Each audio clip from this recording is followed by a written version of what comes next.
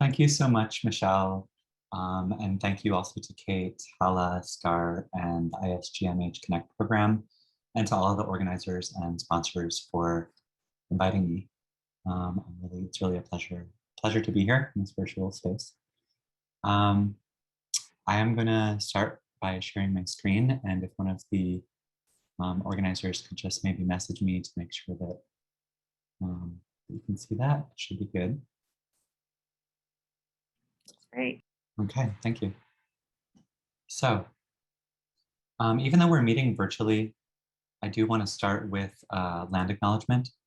So, I reside on the lands of the Wampanoag, Pawtucket, and Massachusetts peoples, and we have a responsibility to acknowledge the history and ongoing violence of settler colonialism, and to think about how we, both as individuals and in institutions that we might be in, can seek to end that violence and find new paths forward.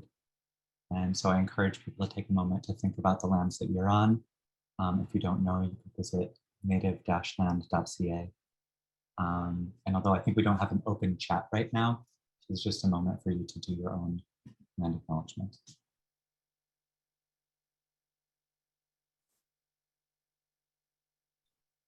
Because although the lands that we know as the United States have been traversed by First Nations peoples for thousands of years, today they're fragmented by militarized borders.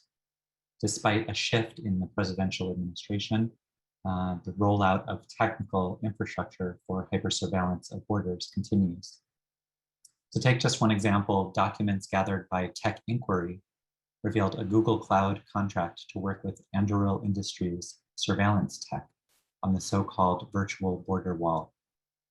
It's a partnership for cutting-edge sensing, classification, and AI decision support systems with an augmented reality user interface in partnership with Customs and Border Patrol, which is the agency responsible for forced separation of thousands of children from their parents for extended periods of time, and hundreds of permanent separations, along with deaths in custody, non-consensual invasive gynecological procedures, forced sterilization, and myriad human rights abuses that have all been well documented by journalists and human rights investigators. Nation-state development and use of advanced surveillance systems and automated decision systems to separate Indigenous, Black, and working poor children from their families is only the latest instance of hundreds of years of white supremacist settler colonial activities that, at least in public discourse, is only just starting to be clearly recognized as genocide. As a side note, I encourage everyone to see the phenomenal recent documentary series, Exterminate All the Brutes. So recently, the project NotMy.ai, led by the Brazil-based hacker feminist organization Coding Rights, Joana Varón and Paz Peña, launched an effort to develop a feminist toolkit to question algorithmic decision-making systems that are increasingly being deployed by the public sector, and they have an initial focus on Latin America. So, for example, one of their case studies focuses on Plataforma Tecnológica de Intervención Social, Proyecto Horus, or the Technological Platform for Social Intervention, or Project Horus. It's in Argentina and Brazil, and it's a teen pregnancy risk assessment scoring system developed through a public-private partnership. In the report, one critic calls it, quote, a lie, an intelligence that does not think, a hallucination, and a risk for poor women's and children's sensitive data.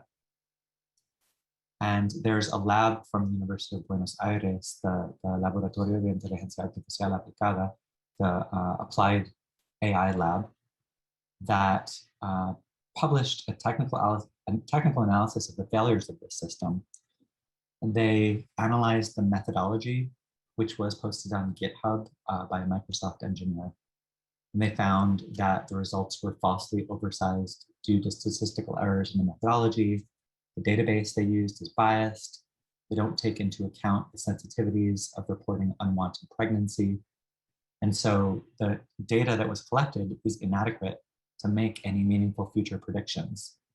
And instead, it's likely to include pregnancies, more likely to include pregnancies from poor sectors of society than any others, thereby creating additional stigma and state intervention. So we live in very disturbing times when historical systems of oppression are being replicated across many domains of life, including, in this case, health or border control, through socio-technical systems development. And yet in this talk, I'd like to focus on a sea change that I believe is taking place. There's a growing sense that the often unintended harms of computing systems require us to slow down, reevaluate, consider societal and long-term impacts, and sometimes to refuse to participate in certain kinds of work. And thank you all of those who are doing land acknowledgements in the chat. So today, I'm hoping to share some ideas from my book, Design Justice, that I believe might be useful to that long-term project of making computing systems less harmful and developing our capacity to build the worlds we need. So in the book, it's an extensive reflection on questions about the relationship between design, power inequality, and liberation.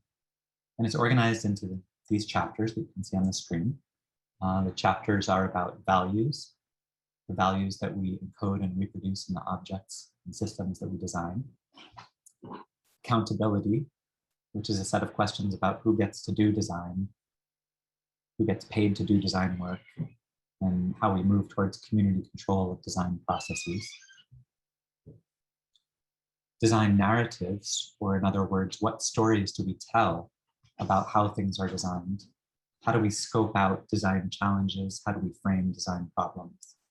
The fourth chapter is about sites. So where do we do design?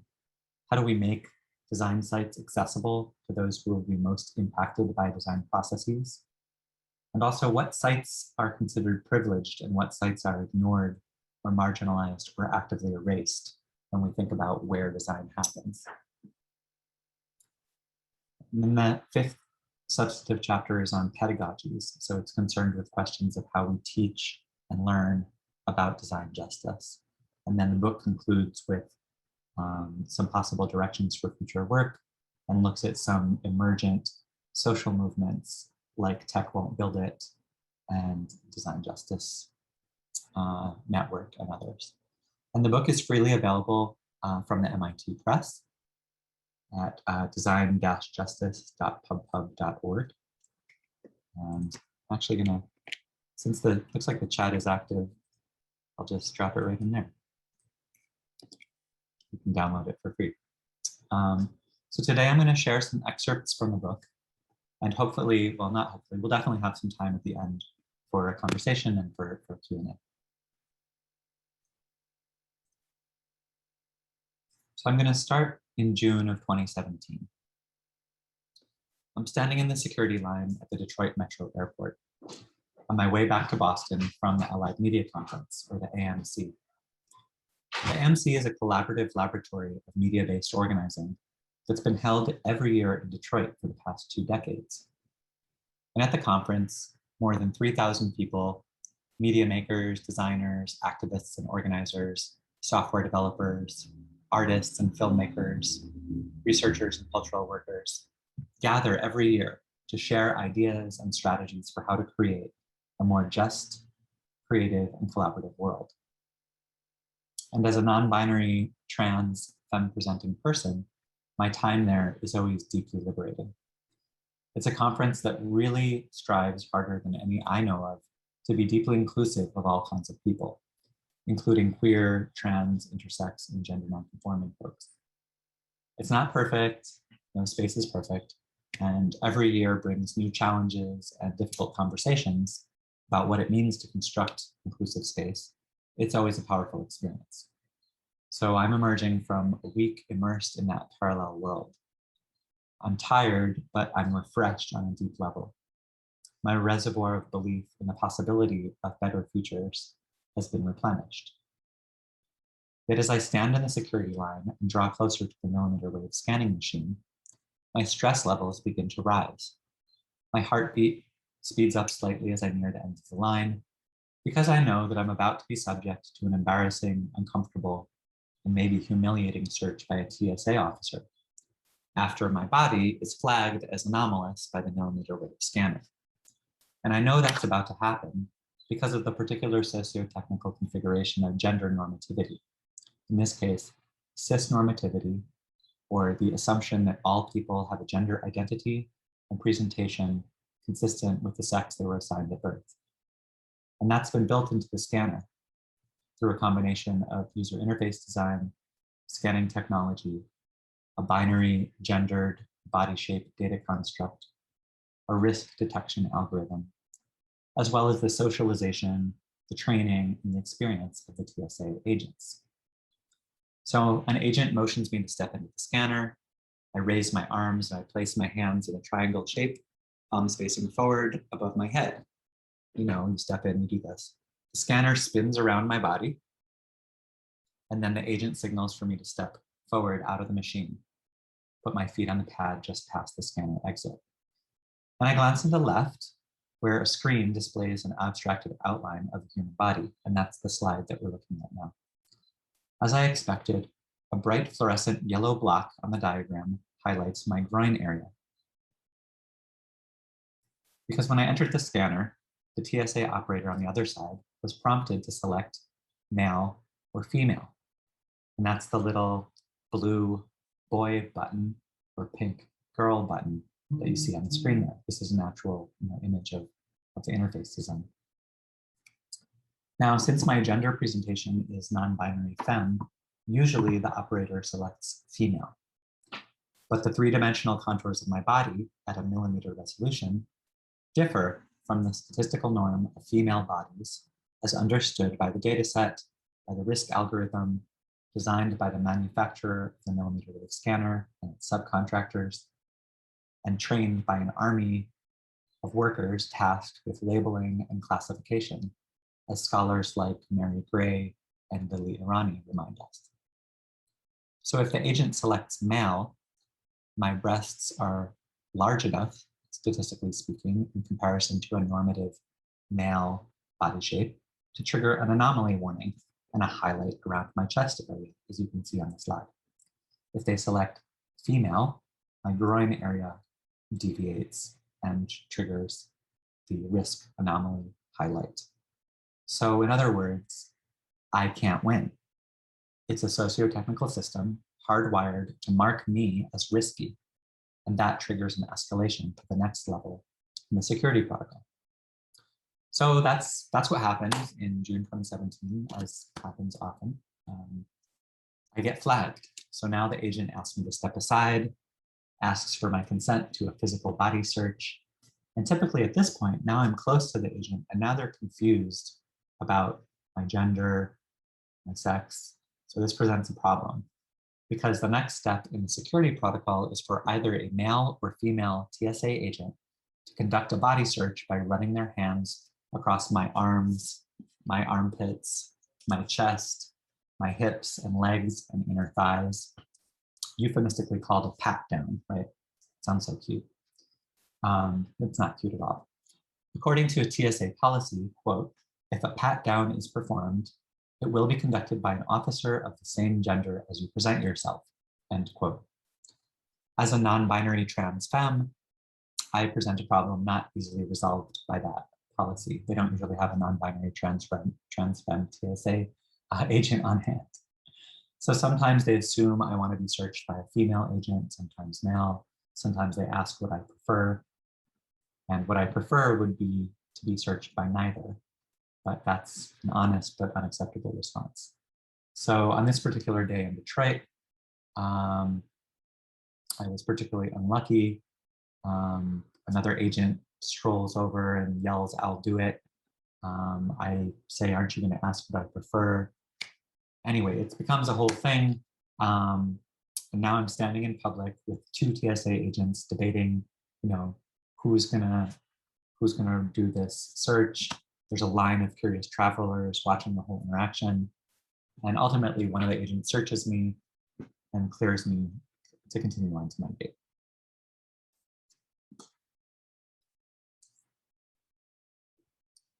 The point of this story is to provide a small but concrete example from my own daily lived experience of how larger systems, including norms, values, and assumptions, are encoded in and reproduced through the design of socio-technical systems, or in political theorist Langdon Winner's famous words, how artifacts have politics. In this case, cis-normativity is enforced at multiple levels of my interaction with airport security systems. Anyone whose body doesn't fall within an acceptable range of deviance from a normative binary body type is flagged as risky and subject to a heightened and disproportionate burden of the harms of airport security systems and the violence of empire they instantiate. Queer and trans and gender nonconforming people and intersex people are therefore disproportionately burdened by the design of millimeter wave scanning technology. The system is biased against us. To use Oski's term, it's a misgendering machine. Most cisgender people are unaware of the fact that these scanners operate this way, and most trans and gender nonconforming people know because it directly affects our lives. Of course, these systems aren't only biased against trans people. They're biased against Black people who frequently experience invasive searches of their hair, as documented by ProPublica, against Sikh men, Muslim women, and others who wear head wraps, as described by sociologist Simone Brown in her brilliant book, Dark Matters. And as Brown discusses, and as Joy Buolamwini, founder of the Algorithmic Justice League, technically demonstrates, gender itself is racialized. Humans have trained our machines to categorize faces and bodies as male and female through lenses tinted by the optics of white supremacy. Airport security is also systematically biased against many disabled people who are likely to be flagged as risky if they have non-normative body shapes or use prostheses. And anyone who is simultaneously gender nonconforming, Black, Indigenous, Muslim, disabled, well, then you're doubly, triply, or multiply burdened by and face the highest risk of harms from this system. So for me, my white skin, US citizenship, and institutional affiliations place me in a position of relative privilege. I'm going to be spared the most disruptive and harmful possible outcomes of security screening. So for example, I don't have to worry that I'm going to be placed in a detention center or in deportation proceedings. I don't have to worry that I will be hooded and whisked away to Guantanamo Bay or one of the other secret prisons that form part of the global infrastructure of the so-called war on terror. Most likely, I won't even miss my flight. I'll just be momentarily detained for what security expert Bruce Schneier describes as security theater. So other people face much greater potential harms. Here, I want to emphasize again that the violent erasure of trans and gender nonconforming people is not something new. It's been happening for hundreds of years under the ongoing project of settler colonialism. Cis-normativity was imposed upon Indigenous peoples throughout the Americas and around the world through centuries of violence, both spectacular and everyday. And this is an image of Vasco Núñez de Balboa feeding Quechua third gender people to his dogs in present day Panama. He read them as men in women's clothing and thought that they were devilish. First Nations Cree Two-Spirit scholar and activist Harlan Pruden and Nishnabeg theorist and writer Dan Simpson, among many others, are systematically recovering some of those histories. So by grounding an analysis of cis-normative border security systems in hundreds of years of settler colonial violence, I want to make it clear I'm not an advocate of a technical solution to the problems with millimeter wave scanners. I'm not asking for engineers to make them less biased or more fair and transparent. Simple inclusion or fixing the anomaly doesn't get at the underlying historical and structural problems.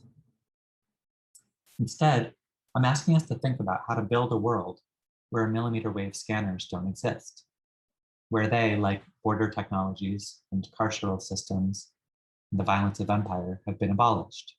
So like Harsha Walia, I'm interested in undoing border imperialism. And like Ruha Benjamin, I'm interested in dismantling the new Jim Code. It's her term for discriminatory design that amplifies racial hierarchies through engineered inequity, default discrimination, coded exposure, and techno-benevolence.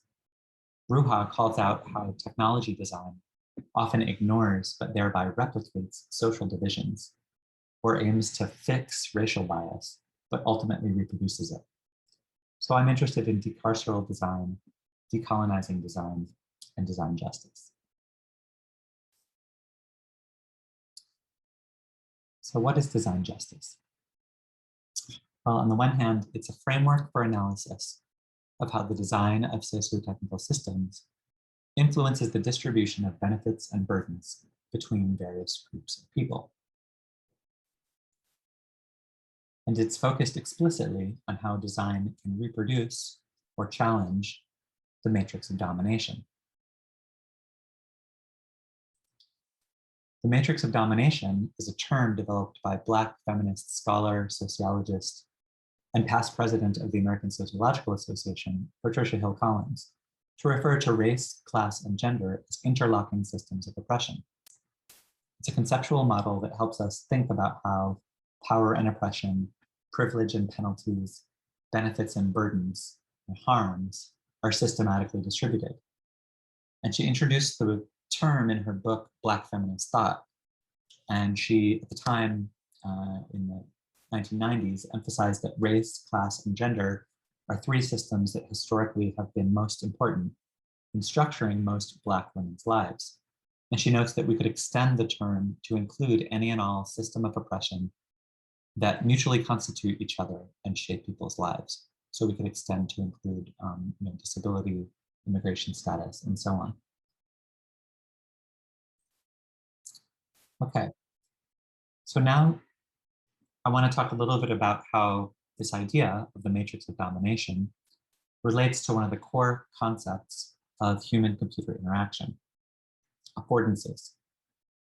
According to the Interaction Design Foundation, affordances are, quote, an object's properties that show the possible actions users can take with it, thereby suggesting how they may interact with that object. So, for instance, a button can look as if it needs to be turned or pushed.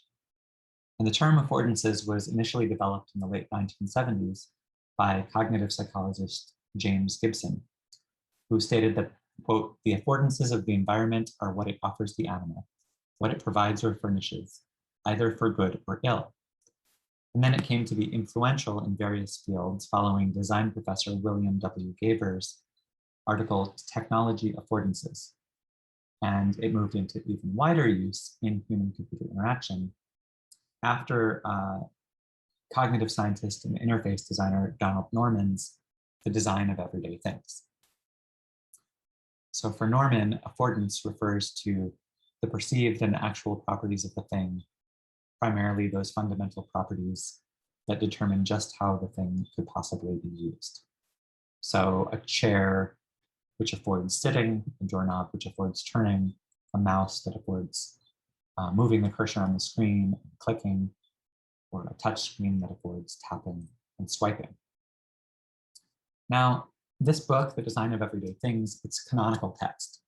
It's full of very useful insights and compelling examples. But it almost entirely ignores race, class, gender, disability, and other axes of inequality.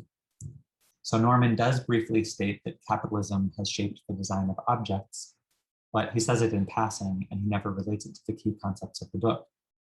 Race and racism appear nowhere. He uses the term women only once in a passage where he describes a building in the Sorbonne, where, quote, the mural on the ceiling shows lots of naked women floating around a man who is valiantly trying to read a book, end quote. Gay, lesbian, trans, none of these terms appear. Disability is barely discussed in a brief section titled Designing for Special People. And in that 3-page passage, Norman talks about the problems designers face in designing for left-handed people and urges them to consider the special problems of, quote, the aged and infirm, the handicapped, the blind or near blind, the deaf or hard of hearing, very short or very tall, or the foreign, end quote. So he's firmly subscribing to the individual or medical model of disability that locates disability in defective bodies as a problem to be solved, rather than the social relational model, which recognizes how society actively disables people with physical or psychological differences, functional limitations, or impairments through unnecessary exclusion instead of taking action to meet people's access needs. And it's definitely not a disability justice model, which was created by disabled, Black, Indigenous, and people of color as they fight to dismantle able-bodied supremacy as a key axis of power within the matrix of domination. So, in other words, the book is a compendium of designed objects that are difficult to use, that does provide key principles for better design. It's extremely useful. And also, it almost entirely ignores questions of how race, class, gender, disability, and other aspects of the matrix of domination shape and constrain our access to affordances. Design justice, on the other hand, is an approach that asks us to focus sustained attention on this question, beginning with how does the matrix of domination shape affordance perceptibility and availability? So first, we might ask whether any given affordance is equally perceptible to all people, or whether it systematically privileges some kinds of people over others. So affordance perceptibility is always shared, or is always shaped by standpoint, which is our location within the matrix of domination. Every affordance is more perceptible to some kinds of users than to others. Second, design justice impels us to consider whether a given affordance is equally available to all people. So for example, stairs afford moving between two levels of a home for most people, but deny that affordance to those whose mobility makes stairs difficult or impossible to use. So for those users, stairs might provide a perceptible but unavailable affordance. An audible alert announcing the arrival of an instant message might enhance perception of the affordances of an IM client for some users. So those who are able to hear the alert, or if you have your application minimized in the background, or if you're away from the computer engaged in another task occupying your visual attention. But it offers no perceptual advantages to other users, those who are deaf or hard of hearing, or if you just have your computer muted. So human-computer interaction has increasingly been turning to interactions based on machines detecting, parsing, categorizing, and predicting human intentions, like facial recognition, emotion classification, voice control, and natural language processing, and so on and so forth. So we need to pause and consider how these affordances are never equally perceptible to all and never equally available to all. Design justice brings this to the fore and calls for our ongoing attention to the ways that these differences are shaped by the matrix of domination. We might also talk about design disaffordances. So disaffordances match perceptual cues with actions that will be blocked or constrained. And an example provided by D. Whitcower would be a fence, which disaffords entry to a plot of land, a lock on a door that disaffords entry without a key, a fingerprint scanner on a mobile phone, which could afford access to the phone's content for the owner, but disafford access to others. But Whitcower also identified disaffordances with a Y. So this is a subcategory of disaffordances, a term that he uses for an object that requires some users to misidentify ourselves to access the functions. So for example, as a non-binary person, when I interact with a system like air travel ticketing that forces me to select either male or female to proceed, select your gender, that's a disaffordance for me. I have to choose an option that I don't identify with. And while a graduate student, Joy Buolamwini experienced the disaffordances of facial detection technology, which failed to detect her dark-skinned face until she donned a white mask. So that led her to systematically study bias in facial analysis technology and found the Algorithmic Justice League. So design justice is asking us to constantly consider the distribution of affordances, disaffordances, and disaffordances with a Y between different groups of people. Now, the point here is not to find the one best design solution. The point is to recognize that design systematically privileges some people over others through mechanisms like affordances and disaffordances and others, and then to make those decisions more intentional. When we make these decisions, are we reducing opportunities for already oppressed groups while we're enhancing the life opportunities of already dominant groups? Because by default, that tends to be what happens. Now, more recently, some researchers have proposed sort of a way out, which would be through personalization. But empirical studies support a strong critique of the idea. So on the one hand, empirical studies support a critique of the idea that the same design is best for all users. So one study by Reinecke and Bernstein found that most users prefer a user interface customized according to cultural differences. And they noted that it's not possible to design a single interface that appeals to all users. So instead, there's a movement towards culturally adaptive systems. It's a promising approach, but in practice, too often it leads to the reproduction and reification of existing social categories through algorithmic surveillance, tracking users across sites, gathering and selling people's data without consent, the development of filter bubbles, and other negative outcomes depending on the domain that you're talking about. So on the one hand, universalization erases difference and produces self-reinforcing spirals of exclusion. But on the other, personalized and culturally adaptive systems are too often deployed in ways that reinforce racialized surveillance capitalism. For example, Fight for the Future and others have recently organized a campaign against Spotify's proposed and patented audio surveillance system. Ostensibly, this would be helpful personalization, but it was also unconsented surveillance and harmful category imposition, stereotype reification, and context collapse.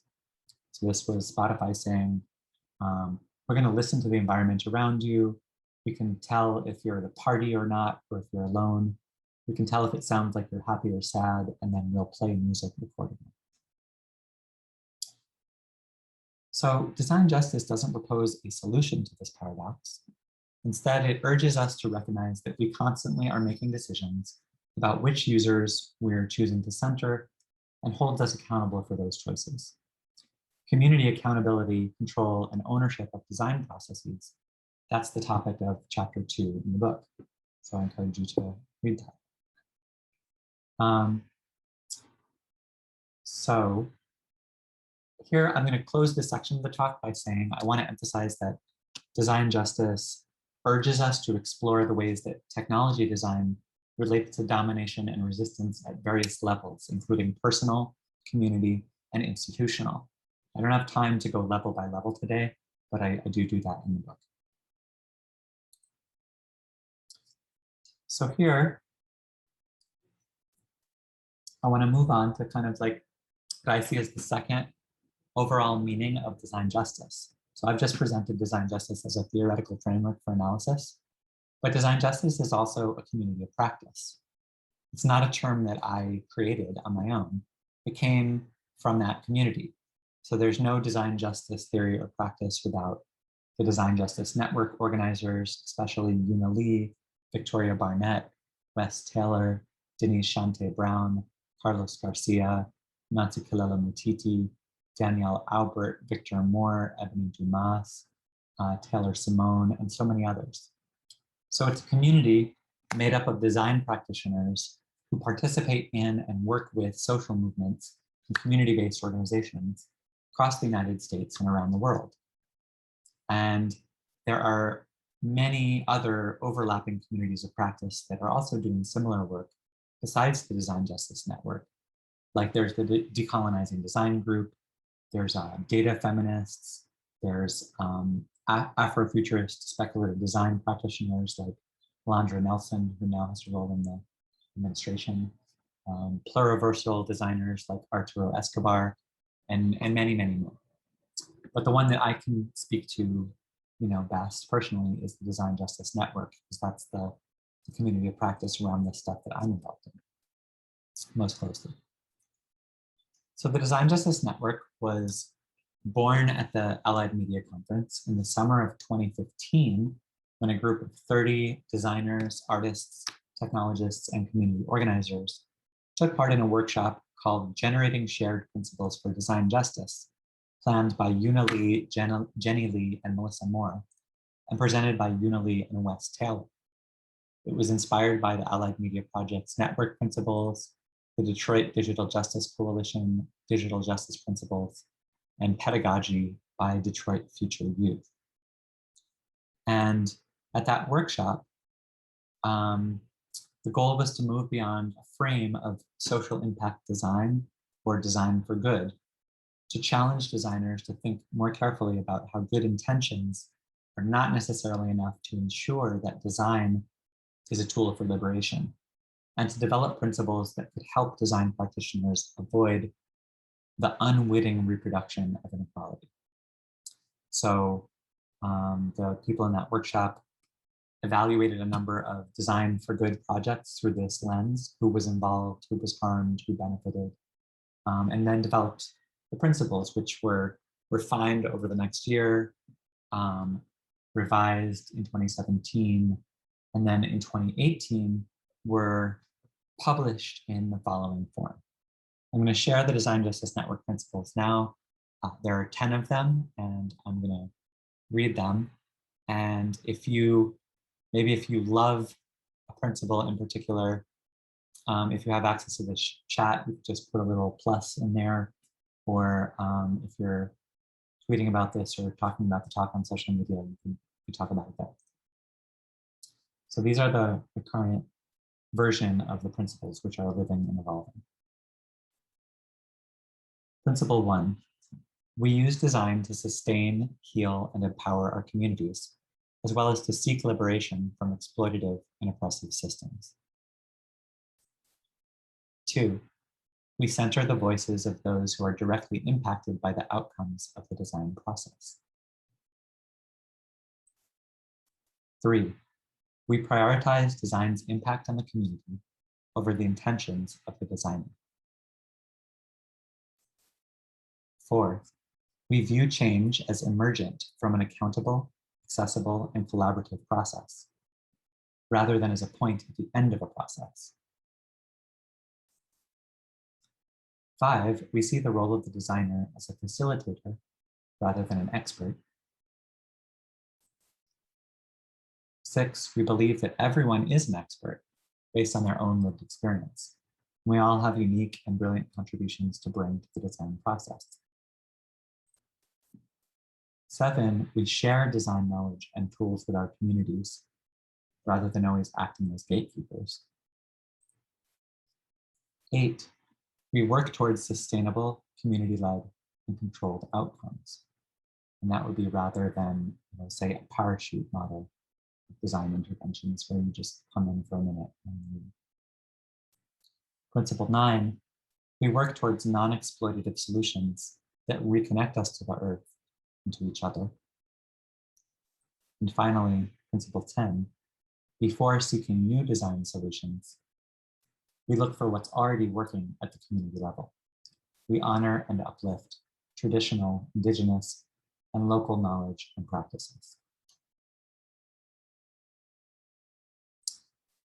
So since the time when we released these principles, the Design Justice Network has been growing, nurtured by many, many people. So there are now more than 1,400 Design Justice Network principle signatories. There are nearly 500 members who commit monthly time and/or money to support the network's growth. There are local nodes that are self-organizing in cities around the United States and around the world. We produce a zine series, regular network gatherings and tracks at the Allied Media Conference, workshops and talks. We have a steering committee that includes Wes Taylor, Denise Shante-Brown, myself, and network coordinators, Victoria Barnett and Taylor Simone. So we have a very active and growing network, and I encourage people to get involved, and you can learn more at designjustice.org. And there is you can read the zines for free, you can learn about the events and activities of the network, and if it inspires you and you want to join that community, there's info about membership as well. Now, I mentioned that, of course, DJN, the Design Justice Network, is not the only group that's thinking about these issues at all. So there's groups using frameworks like equity-centered community design, like the Creative Reaction Lab, led by Antoinette Carroll. In the field of urban planning and architecture, there is the Design as Protest Collective and the Design Justice Demands for architecture and city planning. So they really have been very active in the midst of the global pandemic and the surging movement for Black liberation. The DAP Collective organized multiple national conference calls, has created interventions at many design schools, and they have many participants, and they have a set of clear policy demands for architects and urban planners. And in computing, there's a flood of excellent recent work that is explicitly rethinking computing through Black, queer, feminist, anarchist, green, and other strands of liberatory thought and practice, with roots both in the academy and in the key social movements of our time. So there are efforts to build consentful technology. There are efforts to think about how the pandemic could provide a portal through which we might rethink the way that we're developing, deploying different types of technologies. And there's a rapidly growing community of researchers, computer scientists, and advocates focused on challenging inequality reproduced through the design of AI and algorithmic decision support systems in particular. There are networks like FATSTAR, Fairness, Accuracy, and Transparency. There are many researchers talking about algorithmic bias, and it's all important work.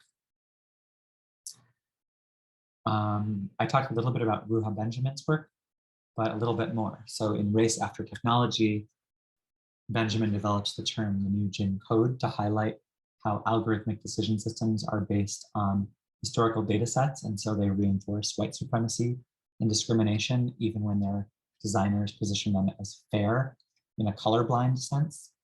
And so Anna Lauren Hoffman recently critiqued the idea of fairness in AI systems. It's, she did a great paper on the limits of anti-discrimination discourse. Because racial hierarchies can only be dismantled by actively anti-racist systems design, not by pretending that they don't exist. Sophia Noble, in her work Algorithms of Oppression, has focused our attention on the ways that search algorithms misrepresent marginalized subjects. And that starts from her own lived experience of the circulation of hypersexualized images of Black girls and women, or what Patricia Hill Collins calls controlling images. Mary Gray and Siddharth Suri, in their book Ghost Work, talk about how the seemingly smooth user experience of AI-powered services actually depends on the work of a huge invisibilized human labor force. And Virginia Eubanks, in Automating Inequality, has unpacked how algorithmic decision support systems that punish poor people were implemented as a right-wing strategy to limit and roll back hard-fought access to social welfare programs, originally won by organized poor people's movements in the long civil rights movement. We have the recent publication of Data Feminism by Catherine D'Ignazio and Lauren Klein, and they encourage us to examine and challenge power in data processes, elevate emotion and embodiment, rethink binaries and hierarchies, embrace pluralism, consider context, and make labor visible. And that book is also freely available, open access from the MIT Press. And I want to say that these critiques are not only taking place in the academy, they're unfolding within multiple social movement organizations. So there's a growing ecosystem of groups working specifically to challenge the use of AI, big data, and automated decision systems in ways that reproduce the matrix of domination. So we could think about organizations like Data for Black Lives that emerged as a key community of data scientists, scholars, artists, and community organizers who are rethinking data science and machine learning and other socio-technical systems through a racial justice lens. Or you could think about, there are so many, the AI Now Institute, the Center for Critical Race and Digital Studies, Data and Society, the Data Justice Lab, the Just Data Lab, the Our Data Bodies Project in Detroit, the People's Guide to AI, the Stop LAPD Spying Coalition, the Carceral Tech Resistance Network, Fight for the Future, and the Algorithmic Justice League. So I recently left MIT to join the Algorithmic Justice League full-time as the Director of Research and Design. AJL was founded by Joy Buolamwini, and I've mentioned that she argues we have to not only fight bias by developing intersectional training data, tests, and benchmarks for machine learning systems, but we also have to attend to harms from these systems even when they're made technically more fair. So Buolamwini, who's best known for demonstrating that facial analysis software performs worst on women with darker skin tones, advocates not only for inclusion, but also for greatly increased public oversight. So she says, quote, "If you have a face, you have a place in the conversation. If you have a voice, you have a choice." So better trained systems, just because they're more technically fair, they still might be used to produce great harm if they're deployed unequally on populations that are already marginalized within the matrix of domination. Now, I want to also note that there's growing resistance to the harmful development and use of digital technologies within big tech companies themselves. So we could consider Googlers fighting Project Maven, walking out against their company's culture of sexual harassment, organizing to stop selling services to Customs and Border Patrol, or taking action against recommendation algorithms that amplify hateful anti-LGBTQIA+ content, and so on and so forth.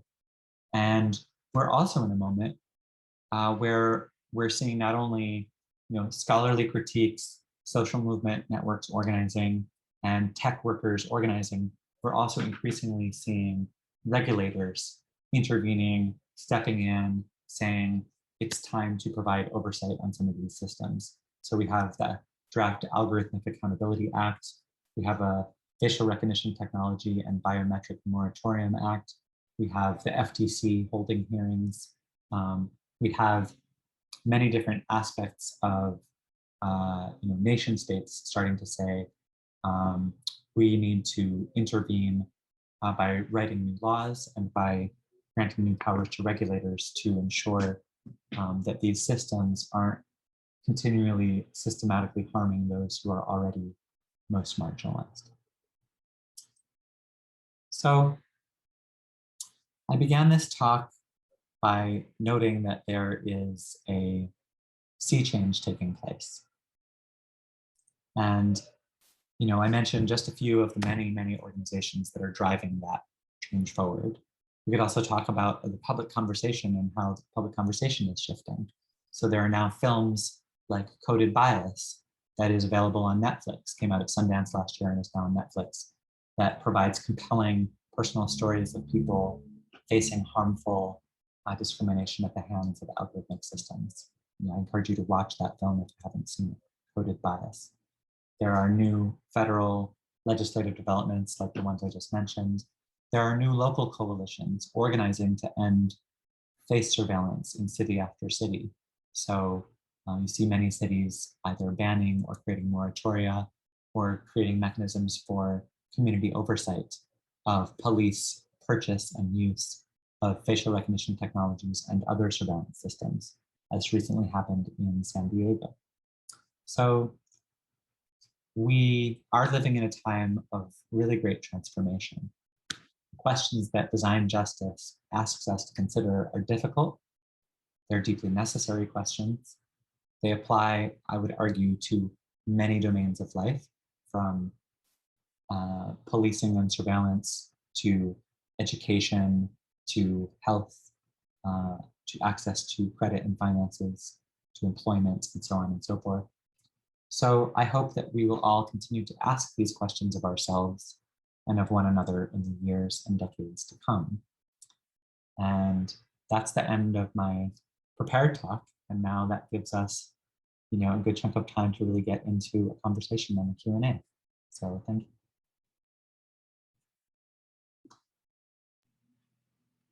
Thank you so much, Sasha. That was fantastic.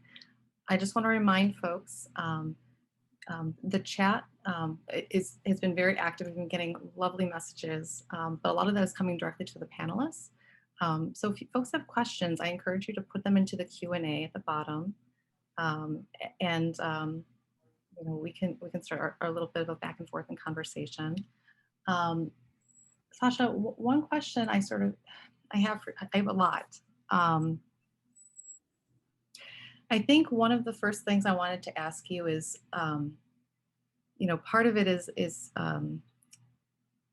being in an academic space and having a lot of the folks here who are academics, and you're somebody who's navigated academia, and there's such a tension between the requirements of academia and a lot of the principles that you're talking about now.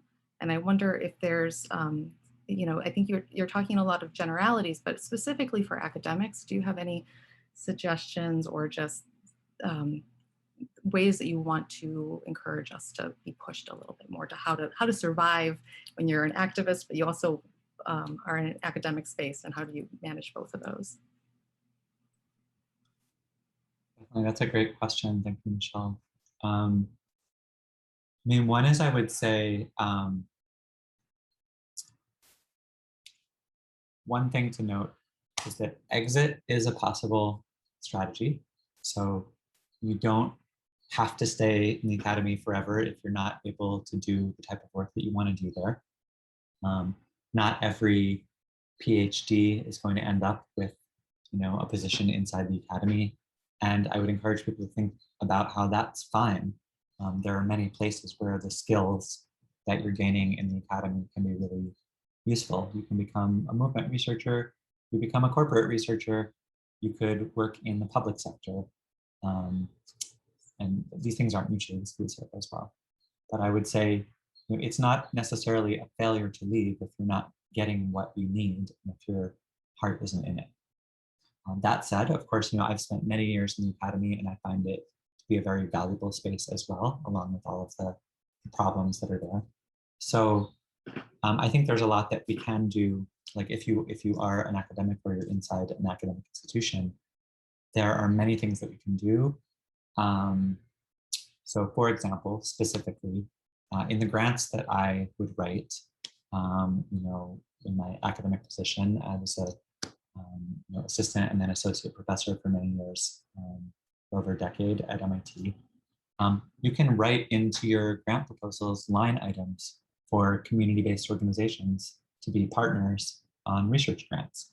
If you're interested in doing participatory research, if you're interested in developing research questions, maybe even methods, maybe even looking at the data that you're gathering together with community-based organization that's working on the issue area that you're focused on, that can be incredibly productive.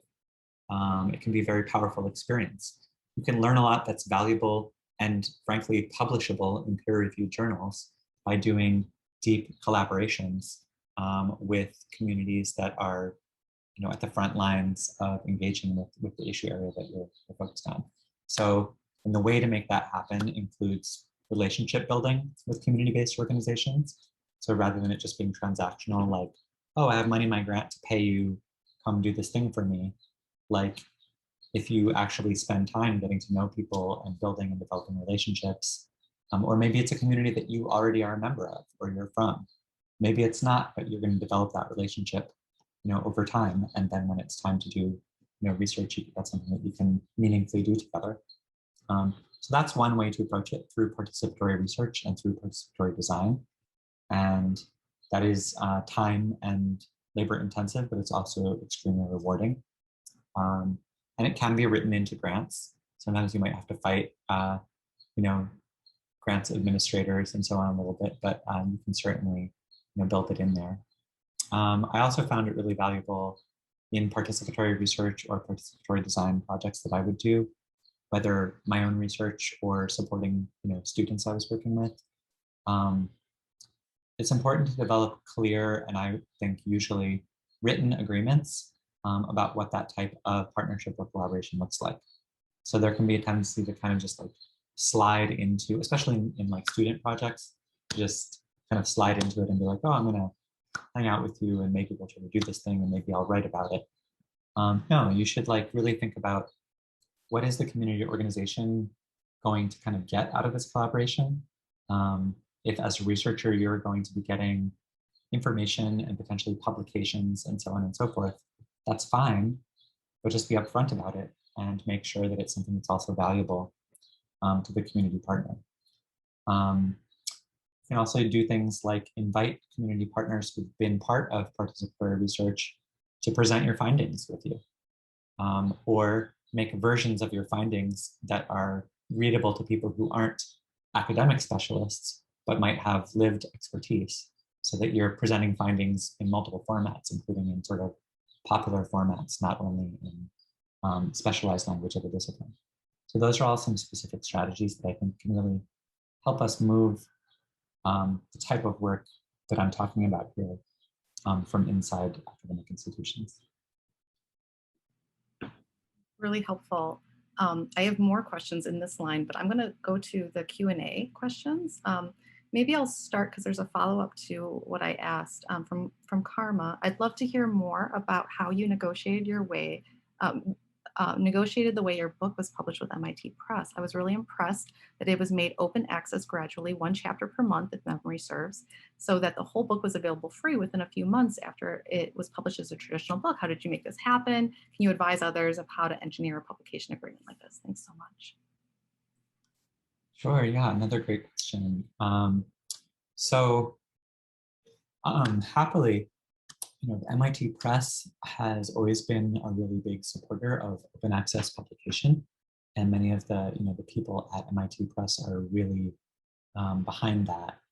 I actually, my first book was also published open access. That's a book about media activism and the immigrant rights movement. It's called Out of the Shadows into the Streets. That was harder to negotiate because there was not yet a bunch of examples of OA books published by the MIT Press. So that was a big sort of like back and forth, and without getting into all the details, I kind of had to make a gamble and kind of like forego royalties on the first X copies until like they made back what they put into it and so on and so forth. But by the time we were negotiating publication for Design Justice, there had already been a number of OA books published by the MIT Press. The leadership was all really behind it, and so there was no resistance there. The idea of releasing the chapters, one at a time, over time, was something that I actually proposed. I wanted to explore that, just to see like how that would go down, how it would come across, and I think that it worked out really well. So the full text is now fully available, but releasing the chapters monthly provided an opportunity to do additional, frankly, publicity push. Instead of it all just happening at once, it was like each month there was a reason to go on social media and talk again about like, hey everyone, get excited, like the next chapter's coming out. So I think that helped as well. But yeah, MIT Press was really great, and I think many presses not all, but many are now sort of exploring, OA publishing, and luckily there are now many examples to point to.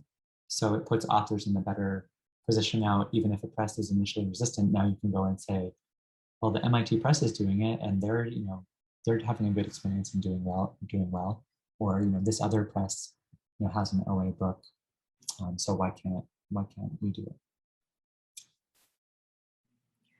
We have another question from Anush. What are some of the ways that design justice effort is growing around the world? How are things different outside of North America, Europe? Why are those parts of the world important to consider? Thank you.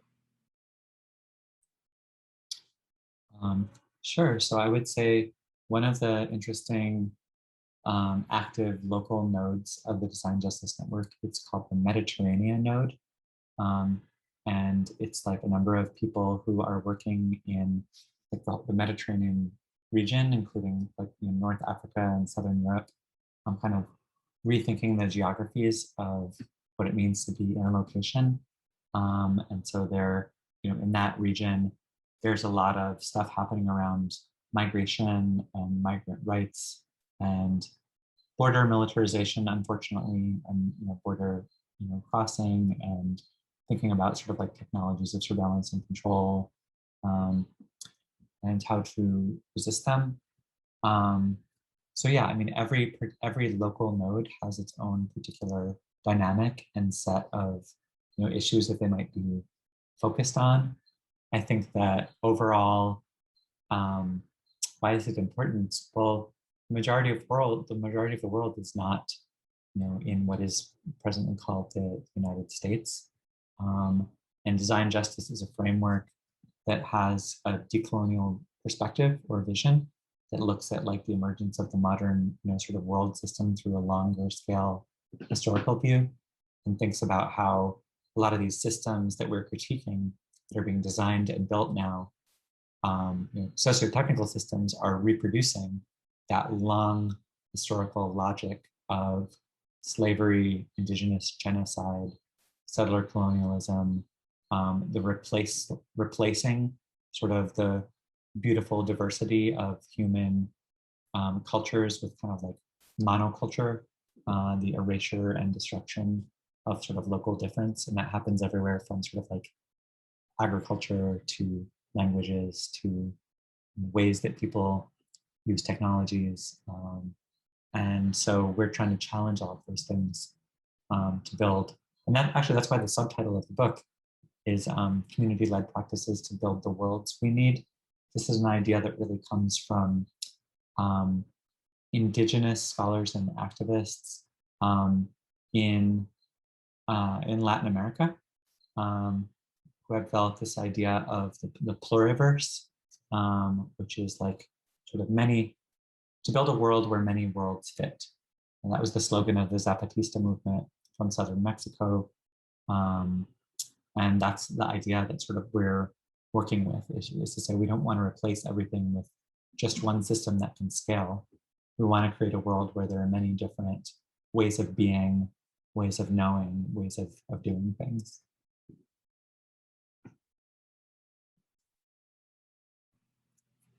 We have another request, actually two requests for some more specific examples of design, including the community. What results did it have? How we've successfully navigated hegemonic power dynamics when trying to do this work. Sure. So, I mean, the book is full of many of these types of examples. I have a whole chapter where I talk about Twitter and the way that Twitter was developed. And I contrast the official narrative, where Twitter was sort of founded in a flash of brilliance by Jack Dorsey when he's sitting on a swing in Silicon Valley one day, versus another account of where Twitter came from, where I look at the history of TextMob, which was this SMS-based tool for anarchist activists to organize affinity groups to shut down the city streets in New York City during the Republican National Convention. And some of the hackers that were involved in Indie Media, the Independent Media Center Network, and TextMob, that tool, were working at Audio at the time. Audio was a podcasting company that went bankrupt, but then in its last few months created what later became Twitter. And so one of the lead developers there came back from working on TextMob, demoed it to the whole team, and then they continued hacking on that idea to create the prototype for what later became Twitter. And then I look at how some of the core functionalities of Twitter, like using the @ sign to message at people, using the pound sign to create, what we call hashtags now. Those were all user innovations. Those were things that were created by people, often people working within social movements or very specialized online communities that pre-existed social media, who created all of those things. And then they were adopted, or you could say appropriated, by the capitalist social media companies, and now we all use them. So design processes, in fact, almost always include communities of users, communities of activists, communities of artists, communities of specialized communities of different kinds. And the question is not whether it's possible to do that. The question is that validated and acknowledged, remunerated and rewarded, or does the process look more like theft and extraction?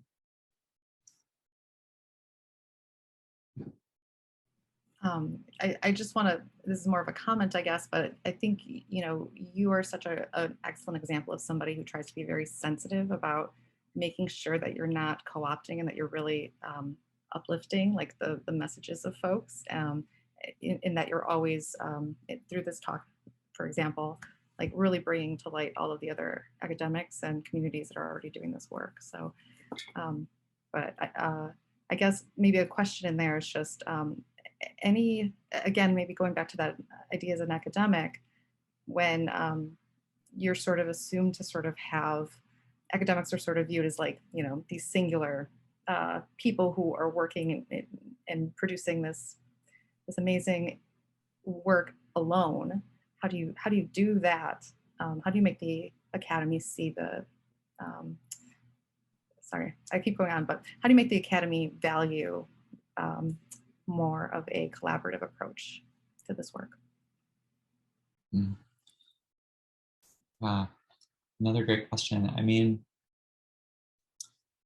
it's so interesting because sometimes, there's a lot of answers to this question, but like one is by just constantly like citational practices. Like, who are we citing? Who are we referencing? Are we making that explicit and visible? Are we talking about it? Citation is a feminist practice and it can be an anti-racist practice. And so I think that the more people just engage in that more frequently and publicly and visibly, that definitely helps. I think there's a lot of reward structures in the academy that are, that are designed, to just like highlight, one individual. And some of it also has to do with just kind of like the way that humans receive information. So like stories are good and storytellers are good. And so if there's an individual telling a particular story in a compelling way, then in some ways, it makes sense that people will then see that and follow that. And then layer on top of that our whole sort of like social media infrastructure that we've constructed for ourselves with power laws and highly visible, individuals in those spaces. So there's a lot of dynamics like that militate towards winner take all. So for me personally, some of the things that I do to try and challenge that, in addition to just the citational practices, include like revenue sharing.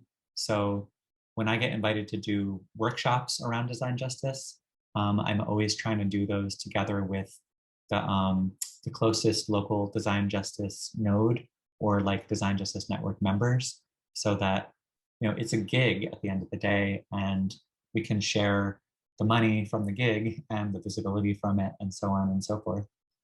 So that would be one thing to do. I talked previously about inviting, if you're doing participatory research, inviting people from your community partners to present that work with you, depending on the context.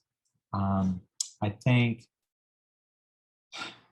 let's see, what other things work are helpful. Oh yeah, so there's a little bit of an irony, which is that in some ways. So in the humanities and social sciences, which supposedly are where a lot of the like critical perspective on science and technology and big data and algorithmic systems and so on are coming from, it's almost like it's worse in the humanities and social sciences because there are all these career incentives for single author book publication as the gold standard for tenure and advancement. Whereas in, in STEM fields, it's often, this is a generalization, but it's much more normalized for large numbers of people to work on a paper together, to work on a project together. So you'll see papers with 10, 20, 50, 100 authors, and it's not considered strange, unusual, or like it's not frowned upon, it's not outside of the norm. Whereas often in the fields that supposedly are more critical of some of these processes, that is not seen as valuable. And so that's something that we do have to, scholarly communities have to organize and push against that. So if you're doing work as the editor of a journal, for example, maybe make explicit that you encourage, multi-author and even large multi-author, submissions. Maybe even make like a section that just highlights, collaborative, projects. I don't know what all the mechanisms are, but I think there's definitely some work to do there. And that would come from like, if you're in the academy and you're serving some type of gatekeeper function, so it's like you're peer reviewing, you are doing tenure review, and so on and so forth. Maybe it's just being more active to make sure that people in your circle understand that multi-authored work is valuable.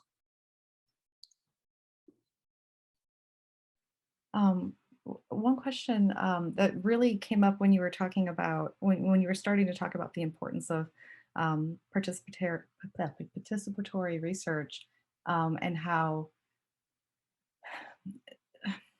so I'm a psychologist by training, and I feel like in the social sciences, a lot of times we aren't necessarily exposed to big data and technology in the same sort of way. We're not trained in that way. We're not expected.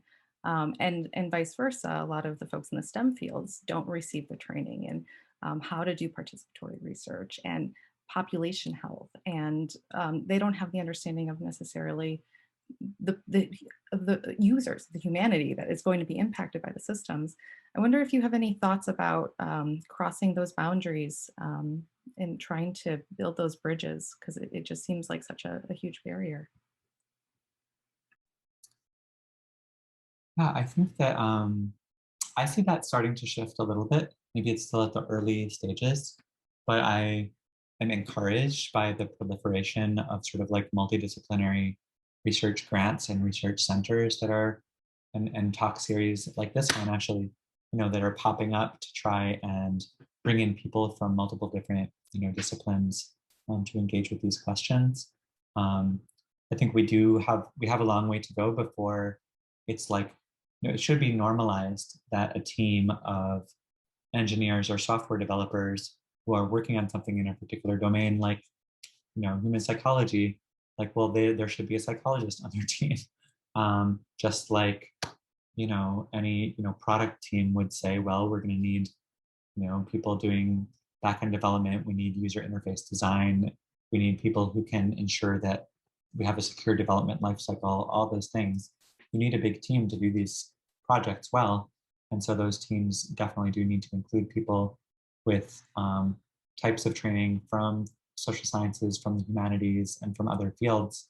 And I would go further and say, I mean, I know this won't happen to become a norm, but in some cases, include people from community-based organizations, including advocacy organizations, because wherever there's a problem that you're trying to solve, there's whoever's been experiencing that problem most personally through lived experience is going to know a lot about it.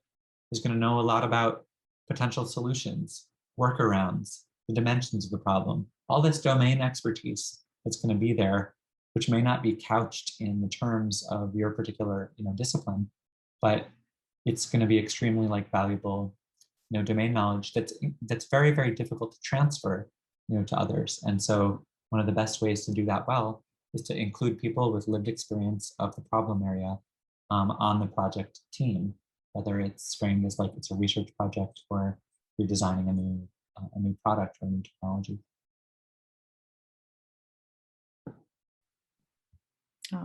This isn't a question, but a comment from Formal. I was delighted when I realized, embarrassingly belatedly, that both Dr. Simone Brown, whose book on surveillance was cited in this talk, and Dr. Christian Smith, Cite Black Women, are both at UT. We are lucky to have them here. Yes, you are lucky. And I can't recommend Simone Brown's book enough. It's just phenomenal. Yeah, it really, it complicates the conversation about what is surveillance about. Like there's a lot of, and data surveillance technologies. So I think, Shoshana Zuboff has a book called Surveillance Capitalism, which is valuable. And also Simone Brown's approach really highlights the history of surveillance of Black bodies in the United States and the way that technologies of surveillance have always been a core part of that, from the design of slave ships to lantern laws that required Black people to carry lanterns after dark in many cities, and so on and so forth. So I think that understanding present day sort of data-driven and new surveillance technologies and carceral technologies in that longer lens of the history of white supremacy and slavery helps us understand how we got to where we are, so that we can really understand how to work our way out of it in a way that there's like a universalized narrative of like machines are watching all of us and it's benefiting big tech companies and it's just about advertising. Like those things are all kind of true, but also who's being harmed most by the machinery of surveillance. It's not equal, it's not universalized. Some of us suffer the harms more than others. And to understand that, you have to read Simone Brown's book. There's also a recent report by Data for Black Lives that looks at surveillance and racial capitalism, and draws on Brown's work, as well as some other recent work. And I really recommend that report as well. I think we'll take a few more minutes for questions. So folks, please. But one thing I wanted to ask quickly, I had it and now I lost it. Oh, I wanted to ask specifically about your vision in your new position. How do you see your work shifting at all? What are you thinking about for your work in Algorithmic Justice League? Hope to learn more.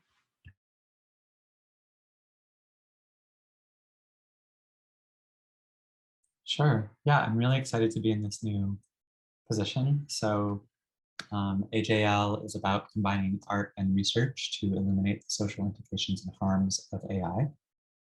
We've talked about how AI systems are currently being used really now to make decisions about all kinds of things.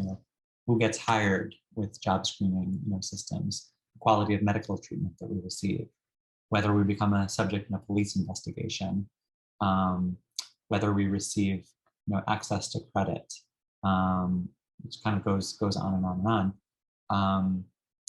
And so there are promising uses of these tools, but they're also being used to systematically harm vulnerable and already marginalized people and threaten civil rights. So we need to develop stronger mechanisms for accountability. We need to develop stronger regulation. We need to find ways to ensure that AI systems won't continue to amplify racism, sexism, ableism, and other forms of discrimination. So at AJL, as the director of research and design, I'm responsible for building a whole team of researchers and product designers to investigate AI systems, check on, are they doing harm? And if so, to who? And if so, how can we mitigate that harm? And how can we ensure that the harm is redressed and that the systems are changed so that they don't continue to harm folks? And I'm really excited to could share a little bit about one project that I'm involved in right now, which is called Crash, which is the community reporting of algorithmic system harms. This is a project where we're building a whole team of people to learn from those who are directly harmed by AI systems. And we're kind of taking some inspiration from the bug bounty system in cybersecurity. So basically, we're trying to make it easier for people who've been harmed by an AI to report that harm, build systematic review of those incoming harms reports, verify them, classify them, escalate them, and then find, link the person reporting the harm with an organization. Either it's going to be us or it's going to be one of our partners who can really help them try and seek redress for that harm. So for example, in the pandemic, a lot of education moved to remote education, and part of that was the widespread rapid adoption of e-proctoring systems. So software for test taking that supposedly would help check and see whether people were cheating by doing things like monitoring keystrokes and tabs, but also monitoring like your eyes and were they looking somewhere other than where they're supposed to be looking on the screen. And it turns out that some of the most popular of these systems were never really vetted or evaluated in terms of bias. And some of those systems like Proctorio, turns out we're using facial analysis tools that are widely known to have bias against darker skin types. So that you had all these stories of people trying to take remote tests who are Black or brown folks, and the system is flagging them as not being in the picture or not giving their attention where they're supposed to. So people had to like turn on all the lights in their room and shine it on their face directly. And meanwhile, they're in the middle of taking a test and all these things. So in that type of case, we would be seeking people to report that that had happened to them, to file a harms report with the Algorithmic Justice League. And then we will package up those reports and either amplify them through our own media outlets, also connect those people. For example, with some of our partners, like there are some legal firms that are now doing class action lawsuits against e-proctoring vendors and the universities or schools that use them because they're basically racially biased. And so we would connect people to the class actions. We would connect them to other partner organizations like Encode Justice, which is a student-led organization working against algorithmic discrimination against students in schools. So I'm very excited about that project. It has like a very direct, practical like product design component, which is improved harms reporting processes. And then there's a research component, which is, of course, we'll be like reviewing and analyzing all these incoming harms reports so that we can then talk about what we're seeing and what we're finding. So there's a lot of other stuff going on, but that's what I'm excited about. And I'm going to share a link to where people can learn a little bit more about that in the chat right now. That looks amazing. And I love this idea of, amplifying, like using this power to amplify and to give a little bit more voice too. It's really cool. We have another comment in there or question.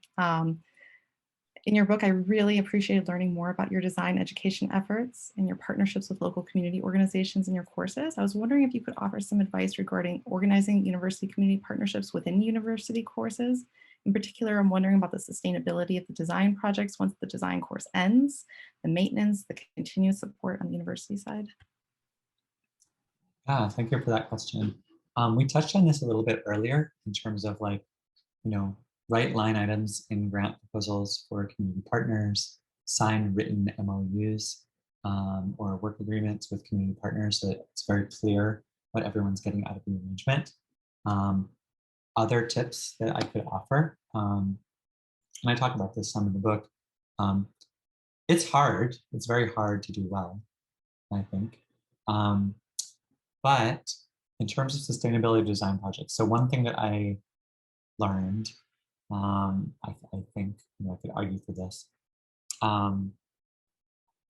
it's very hard to do anything sustainable in the academic calendar, whether it's in like a single semester or really honestly even within a single academic year. And the academic calendar does not fit the real life calendar of community partners. I mean, they're both forms of real life, but the academic calendar doesn't necessarily fit the calendar of people who are outside the academy or community-based organizations. So one strategy is to do like longer term partnerships. So for example, if you're doing a design course, if you're the instructor and you're developing this course, instead of just doing semester-long partnerships, consider building a long-term, like multi-year relationship that you as the instructor in the situation hold. And then each semester, you might be able to bring in some students who can have a learning experience and learning opportunity, but by plugging into an ongoing project that you've found sustaining resources for, or that the community partner has just decided like this is really important to us and we need support on this thing. We already have it resourced, but we need your help in A, B, and C. So basically like, yeah, instead of just thinking that your only option is like one semester long project all the time, see if there's a way to build like an ongoing shared project that then people can come in and out of in ways that make it meaningful. Another is to think about like, even though I taught a collaborative design studio course. And I think when I first started teaching that, I tried to get it to like kind of like a prototype by the end of the semester. And that can be possible, but usually it's not sustainable, it's not maintained, it doesn't get like built out into something like really useful. So I started to shift that a little bit later where, think about the outputs that the students are supposed to produce together with the community partner. So for example, in later iterations of the course, I had students produce like a grant proposal together with the community partner where they would use design research to go into some thing that the community partner was working on, but then the output wasn't like a working system that nobody will maintain. The outcome was a grant proposal that the community partner could then shop around after the semester was over, whether or not the student was still going to be around. They could potentially use that to gather resources to implement the thing later. But those would be some additional suggestions that I think I come from some of my experience doing that.